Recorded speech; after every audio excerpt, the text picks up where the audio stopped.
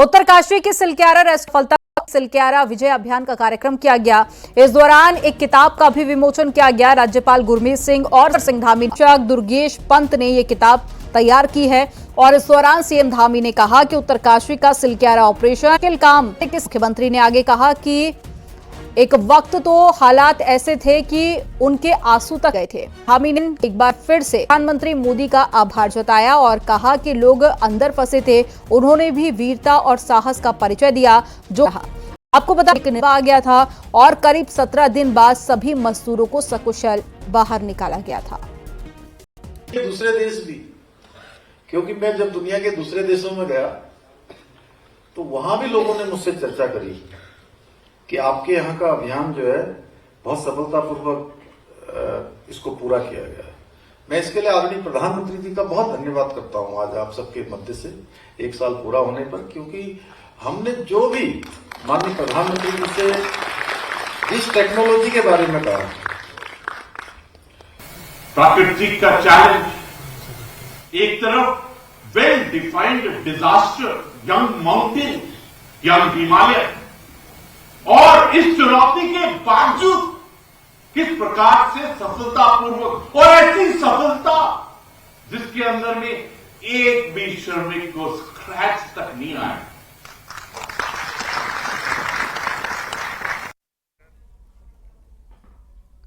केंद्रीय गृह एवं सहकारिता मंत्री अमित शाह ने गुरुवार को मसूरी स्थित लाल बहादुर शास्त्री राष्ट्रीय प्रशासन अकादमी में 99 फाउंडेशन कोर्स के दीक्षांत समारोह को संबोधित किया। युवा अधिकारियों को संबोधित करते हुए गृह मंत्री ने कहा कि आज यहां एक विकसित और आत्मनिर्भर भारत का निर्माण करने वाले शिल्पियों का समूह उपस्थित है, जो अभ्यास, कर्मठता और ऊर्जा से लबरेज है। उन्होंने कहा कि प्रधानमंत्री नरेंद्र मोदी ने हम सबके सामने लक्ष्य रखा है कि 2047 तक देश की आजादी की शताब्दी मनाई जाएगी।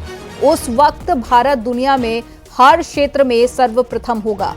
अमित शाह ने कहा कि सिविल सेवा में स्वयं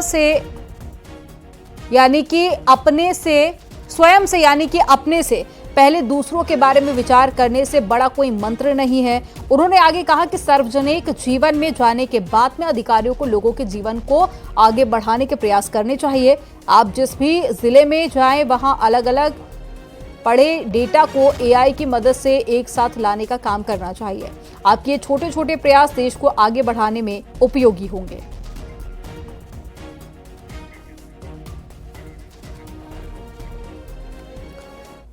उत्तराखंड में यूसीसी लागू होने में अभी कुछ और वक्त बाकी है।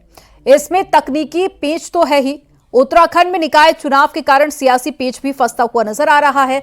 रिपोर्ट में आपको दिखाते हैं।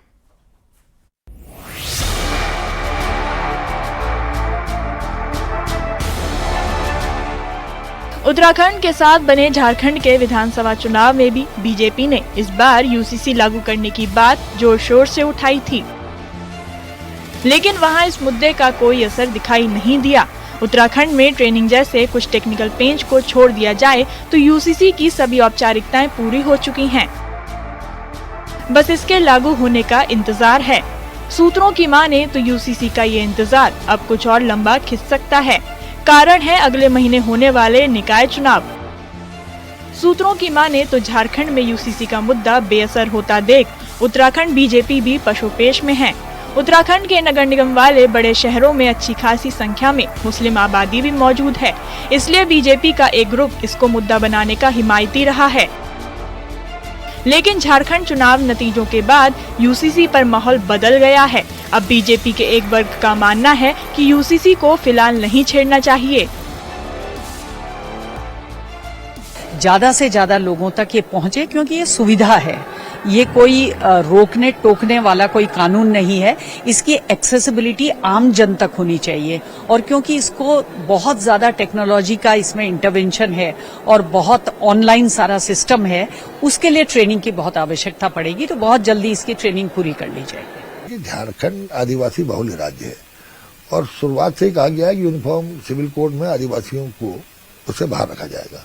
तो मैं नहीं समझता कि उसका उस चुनाव पर कोई इफेक्ट पड़ा हो, क्योंकि आदिवासी बाहुल्य राज्य में जहां पर यूनिफॉर्म सिविल कोड लागू हो न हो, उसका अनुसूचित जनजाति पर कोई प्रभाव नहीं पड़ने वाला।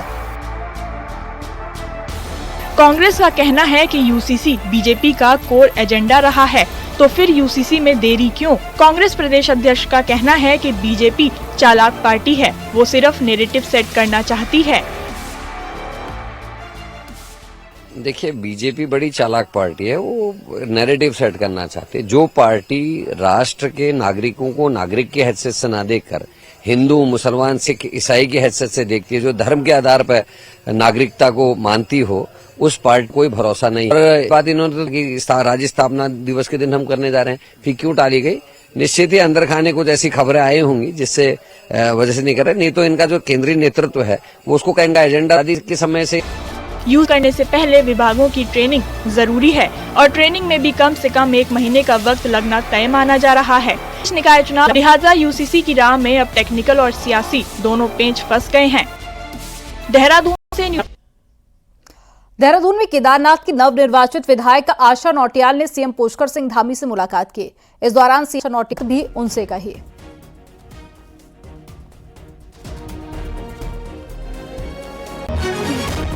चैंपियन ने एक बार फिर से विवादित बयान दिया है। चैंपियन ने इलाके में अवैध खनन का आरोप लगाया और खनन सामग्री ले जाने वाले डंपर चालकों पर गुंडागर्दी का आरोप भी लगाया। चैंपियन ने यह भी कहा है कि तेज रफ्तार डंपर कई लोगों को शिकार बना चुके हैं। कुंवर प्रणव चैंपियन ने कहा कि हम अहिंसा के पुजारी नहीं हैं, अपने लोगों के लिए हिंसा करनी पड़ी तो वो भी करेंगे। नहीं, किसानों को मेरे आदमियों को मारते रहें, सड़क पे गुंडागर्दी करते रहें, अवैध खनन करते रहें, ओवरलोडिंग के वाहन चलें, ये नहीं होगा। अगर जनता को साथ लेके हजारों की तादाद में कुंवर प्रणव सिंह को सड़क पे आना पड़ा तो वो भी किया जाएगा।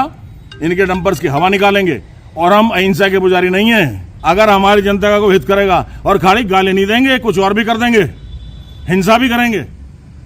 अगर जेल जाना है तो हमें ले जाए पुलिस, पर अपनी जनता का हित नहीं होने देंगे। बीजेपी के हिंदुत्व वाले एजेंडे ने कांग्रेस को सिरे पर लाकर खड़ा कर दिया है और अब मोदी, योगी, धामी के नाम से पूर्व सीएम हरीश रावत भी डर रहे हैं। हरीश रावत के मुताबिक हमें इनके खिलाफ उत्तराखंड की बात करनी होगी तो बीजेपी ने हिंदू मुस्लिम की बात के लिए हरीश रावत को ही जिम्मेदार बताया है। रिपोर्ट में आपको दिखाते हैं।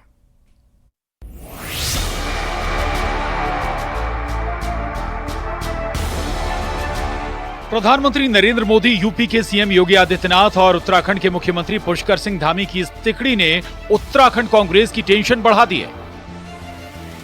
बीजेपी के ये 3 बड़े नेता उत्तराखंड को हिंदुत्व की बात समझाने में कामयाब रहे।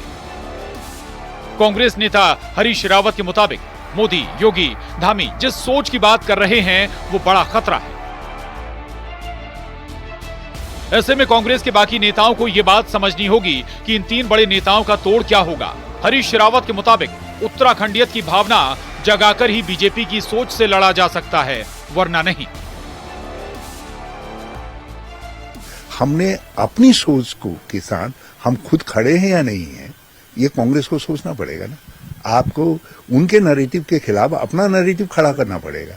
मेरी विफलता ये रही है कि मैं शायद उत्तराखंड वालों को तो समझा पा रहा हूं, मगर अपनी पार्टी के लोगों को नहीं समझा पा रहा हूं कि जो मोदी धामी नैरेटिव है, उस नैरेटिव या योगी नैरेटिव है, उसके खिलाफ यही नैरेटिव है जिस नैरेटिव को आगे बढ़ा करके हम अपने को इनसे बचा सकते हैं, इस प्रचंड आंधी से।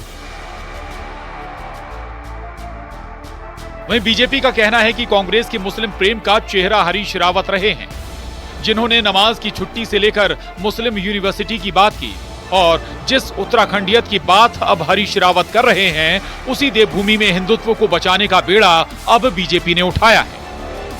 वहीं कांग्रेस का कहना है कि संविधान की सोच सबसे बड़ी है और जो माहौल बीजेपी बना रही है वो देश के लिए खतरा है।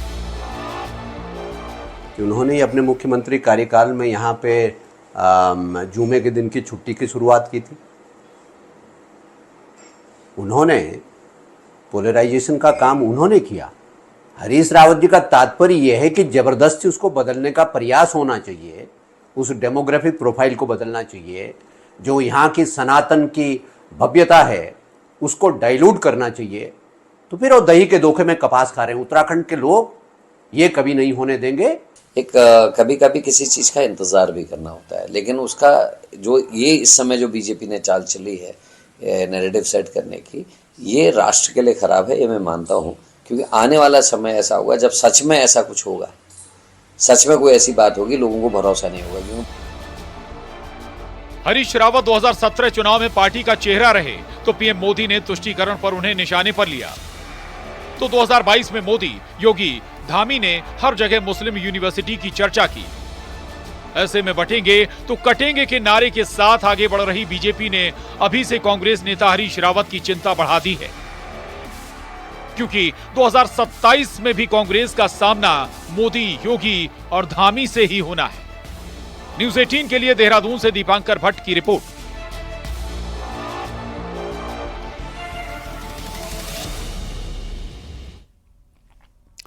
चमोली के दूरस्थ गांव डुमक के ग्रामीणों का गोपेश्वर में अनशन जारी है। सड़क की मांग को लेकर पिछले 121 दिनों से ग्रामीण गांव से लेकर जिला मुख्यालय तक आंदोलन कर रहे हैं। गुरुवार शाम गढ़वाल सांसद अनिल बरूरी ने आंदोलनकारियों से फोन पर बात की थी और उन्हें आश्वासन दिया कि जल्द ही गांव में सड़क पहुंचाने की कोशिश की जाएगी। छोड़ दो, सड़क से जोड़ दो, बहानेबाजी छोड़ दो। हेलो, प्रणाम सर। कहिए सर, कैसे हैं? बहुत बढ़िया, बहुत बढ़िया। ठीक सर, कहाँ हैं आप? दिल्ली में हैं? आज पार्लियामेंट चल रही है, पार्लियामेंट में। अच्छा अच्छा अच्छा सर, हमारा यहाँ आंदोलन चल रहा है वो डुमक वाली सड़क का। हाँ। और मैं थोड़ा अपने सिचुएशन बताना चाहता हूँ। हमारा गांव जो है डुमक जो है सियूण और कलगोट के मध्य में है। हमारा गांव मोड़ पर है। अच्छा, ठीक है। हल्द्वानी में एक बार फिर से आईटीआई गैंग ने मारपीट की घटना को अंजाम दिया है। बुधवार रात को फूलचौड़ इलाके में मौजूद एक बैंक्वेट हॉल के बाहर आईटीआई गैंग के सदस्यों ने एक निमंत्रण से लौट रहे 3 युवकों के साथ में मारपीट कर दी और उन्हें लाठी डंडों से इतना घायल कर दिया कि उन्हें हॉस्पिटल में भर्ती कराना पड़ा। इस घटना का वीडियो अब वायरल हो रहा है। पुलिस को इस मामले में शिकायत भी मिली है, जिसकी जांच की जा रही है।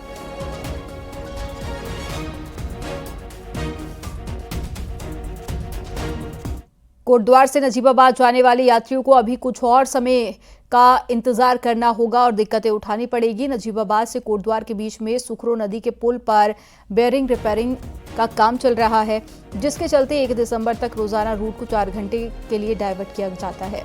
वहीं बेयरिंग रिपेयरिंग के बाद में एक्सपेंशन ज्वाइंट भी बदले जाएंगे, जिसमें 1 महीने का समय और लगेगा। इस दौरान पुल पर 1 वे ट्रैफिक ही चालू रहेगा। ये हमने 25 तारीख से बंद किया है। ये हम अपना को वेडिंग चेंज करने में लगेंगे लगभग 7 दिन। 25 तारीख से 7 दिन लगेंगे हमारे। और बाकी जो ऊपर का काम रहेगा उसमें हमारा एक साइड से ट्रैफिक चलता रहेगा। एक साइड में हम काम करेंगे, उसमें हमें लगेंगे लगभग 1 मंथ लग जाएगा। तो एक साइड से अपना ट्रैफिक चालू रहेगा। जब हम एक्सपेंशन जॉइंट चेंज करेंगे तो एक साइड में हम काम करेंगे, एक साइड में ट्रैफिक चलता रहेगा। नैनीताल से लेकर कैचीधाम तक जाम मुसीबत बन रहा है। पिछले कुछ समय में पार्किंग की वजह तो बढ़ी है, लेकिन वो नाकाफी साबित हो रही है जो जगह अभी अलॉट की गई है। हाईकोर्ट ने भी खुद संज्ञान लिया है, लेकिन नतीजा कुछ नहीं निकल पा रहा है। रिपोर्ट में आपको दिखाते हैं।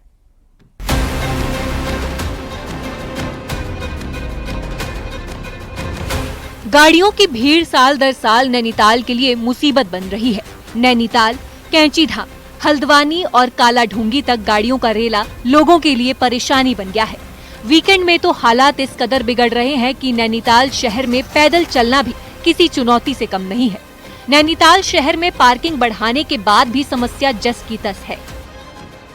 शहर में पार्किंग कभी समाधान नहीं हो सकता। कैंचीधाम और नैनीताल का जो अनियंत्रित पर्यटन है उससे नैनीताल और स्थानीय लोग बहुत परेशान हो चुके हैं, या अपनी बेसिक सुविधाओं के लिए बहुत परेशान हो चुके हैं। इसके लिए एक है कि आप आउटस्कर्ट्स में पार्किंग करें, वहाँ से एक अच्छी शटल सेवा का जो करें, जिससे पर्यटन भी गुणवत्ता वाला आए और शहर में जाम से निजात भी मिले।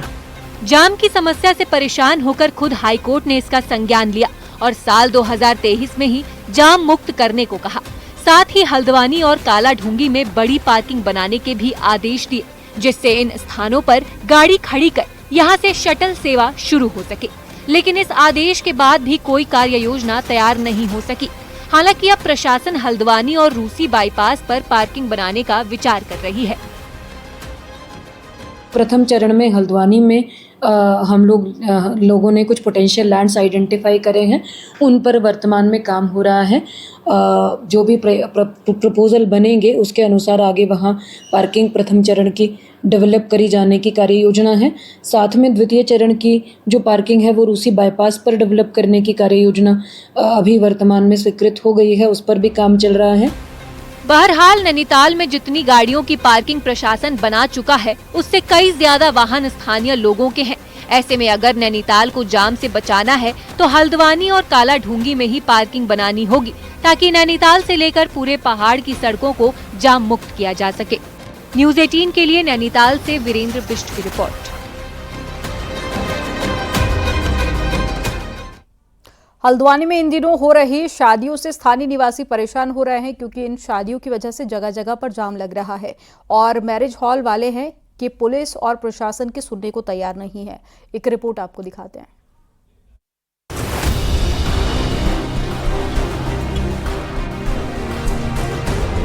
हल्द्वानी में इन दिनों शाम होते ही सड़कों पर नाचते ऐसे बारातियों की टोली खूब रंग जमा रही है, लेकिन खुशी और सुरूर में मस्त इन बारातियों की वजह से हजारों लोग जाम में फंसने को मजबूर हैं।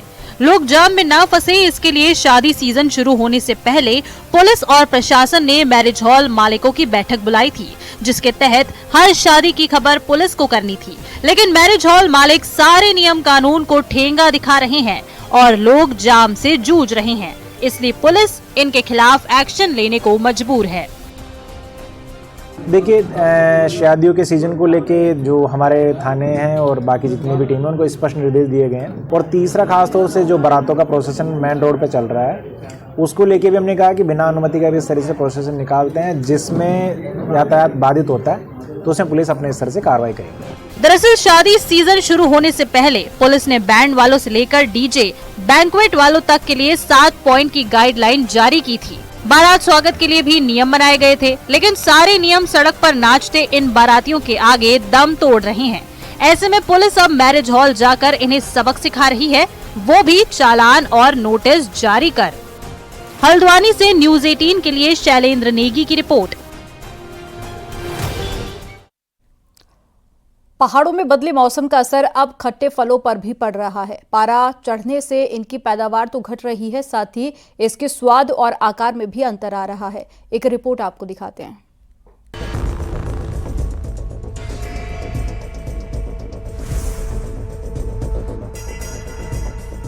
अब से कुछ समय पहले ही सर्दियों में पहाड़ खट्टे फलों से लकदक रहता था। आलम ये था कि सर्द मौसम में संतरे, नींबू, माल्टा और बड़ा नींबू लोगों के स्वाद में इजाफा लाता था। वहीं ग्रामीण इलाकों में ये मौसमी रोजगार भी मुहैया कराता था। पहाड़ में कई इलाके तो ऐसे भी थे जहां की इकोनॉमी सिर्फ और सिर्फ इन फलों पर टिकी थी। लेकिन बीते कुछ सालों में पारा चढ़ने से यहाँ बहुत कुछ बदल गया है। हालात ये है कि जिन इलाकों में इन फलों की भारी पैदावार होती थी, वहाँ आज ये 60% तक घट गई है। काफी मात्रा में संतरा होता था, जो कई सालों से 8-10 सालों से यहाँ पर संतरे की फसल पेड़ एकदम सूख गए हैं। जो यहाँ का क्लाइमेट ही पता नहीं, क्लाइमेट के कारण वो हुआ है। संतरे थे, नींबू थे, जो यहाँ जो पहाड़ में बहुत ज़्यादा होते थे वो इस क्षेत्र में होते थे। आजकल बंदरों के उससे ये नष्ट हुए जा रहे हैं, ना पेड़ पौधे आ रहे हैं। मौसम की वजह से, बरसात की वजह से सब कुछ यहाँ खत्म हो गया है। यहाँ ना फल उग पा रहे हैं, ना फसलें उग पा रही हैं। ग्लोबल वार्मिंग के चलते पहाड़ों में बीते कुछ सालों में तापमान लगातार चढ़ रहा है, जिससे हिमालय रेंज में बर्फबारी तो कम हो ही रही है, साथ ही इसका असर खेती के साथ ही बागवानी पर भी पड़ रहा है और खट्टे फलों को मौसम के बदले मिजाज की सबसे अधिक कीमत चुकानी पड़ रही है।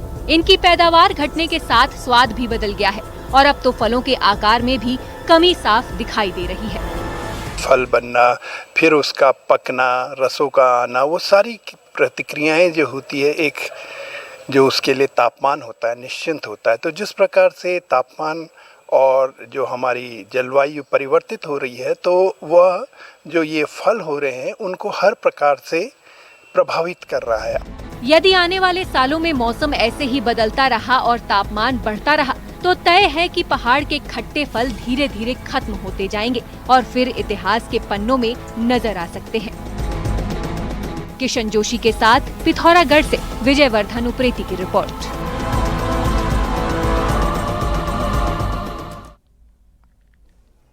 कॉर्बेट पार्क में कैमरे और साथ ही ड्रोन के दुरुपयोग की कैम्ब्रिज यूनिवर्सिटी की रिपोर्ट को वन मंत्री सुबोध उनियाल ने बेबुनियाद बताया। वन मंत्री का कहना है कि कुछ लोगों के बयानों को इसका आधार बनाया गया जो सही नहीं है। वन मंत्री ने आगे कहा कि मैन एनिमल कॉन्फ्लिक्ट को कम करने, वाइल्ड लाइफ के बिहेवियर को समझने के लिए इलेक्ट्रॉनिक गैजेट का प्रयोग आज की जरूरत बन गया है।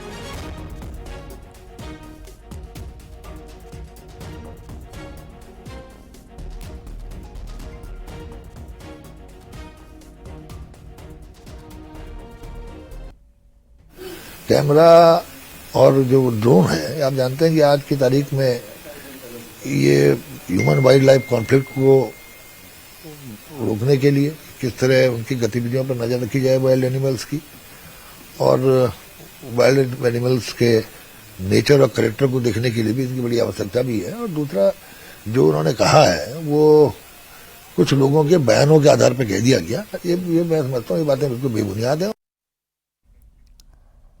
देहरादून के डोईवाला टोल प्लाजा पर बस के ब्रेक फेल होने से हादसा हो गया जिसमें 17 लोगों को मामूली चोटें आई। बताया जा रहा है कि लच्छीवाला टोल प्लाजा पर करीब 11 बजे बारातियों से भरी बस देहरादून से बारात को लेकर दिल्ली जा रही थी, जिसका ब्रेक फेल होने से ड्राइवर ने बस को डिवाइडर पर चढ़ा दिया और बस में 33 लोग सवार थे। सभी घायलों को एम्बुलेंस से अस्पताल में भर्ती कराया गया।